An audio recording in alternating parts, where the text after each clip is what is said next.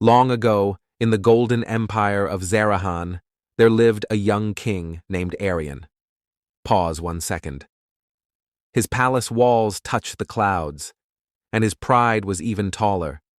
He had conquered lands, built temples, and gathered treasures beyond measure. But he had forgotten something precious: the sound of ordinary voices. Every morning, he sat on his marble throne while his advisors praised him endlessly. No one dared to disagree. No one dared to tell him the truth. For King Arian believed that power came from speaking, not from listening. One morning, a poor beggar appeared before the palace gates. His clothes were torn, his feet were bare, but his eyes carried the calm of wisdom. The guards laughed and tried to push him away. Yet the man said softly, "I carry a gift for the king, a gift no gold can buy." Curious, Arian ordered, "Let him in."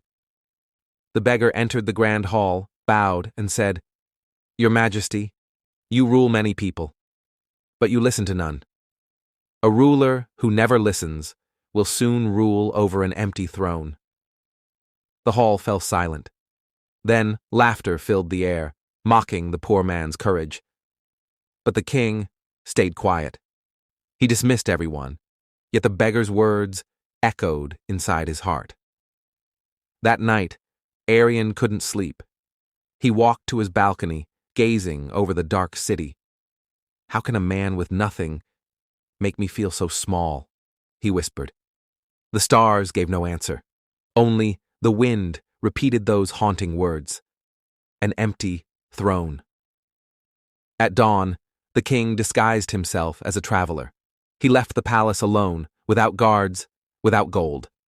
He walked through his villages for the first time in years.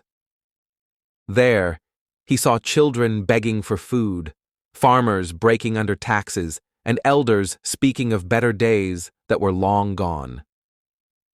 That night, he stayed with a poor farmer's family. They shared their last loaf of bread with him and smiled. The king asked, "Why do you smile when you have so little?" The farmer replied, "Because, my lord, we still have ears that listen and hearts that those words struck deeper than any sword." The next morning, Arian returned to his palace, changed forever. He ordered a new law. Once every week, the palace gates would open for the voices of the people. He called it the Day of Listening. His advisors protested. They said, "The people will only complain." But the king replied, "Complaints are not noise. They are truth, spoken without permission." Weeks passed, then months, and slowly the kingdom began to change.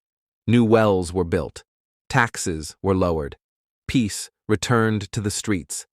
The same people who once whispered in fear now spoke with pride. One evening, the beggar returned to the palace gates. This time, the guards bowed before him.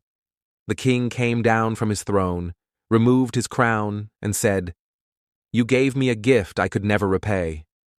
The beggar smiled gently and replied, "You repaid it, my king, not with gold, but with ears that learned to hear." As the beggar walked away, the sun dipped behind the palace, painting the kingdom in gold and peace. Narrator, soft closing voice. And so it was said, power speaks, but wisdom listens. True leadership is not about being feared, but about being trusted. Because the greatest crowns are not made of gold. They're forged from understanding.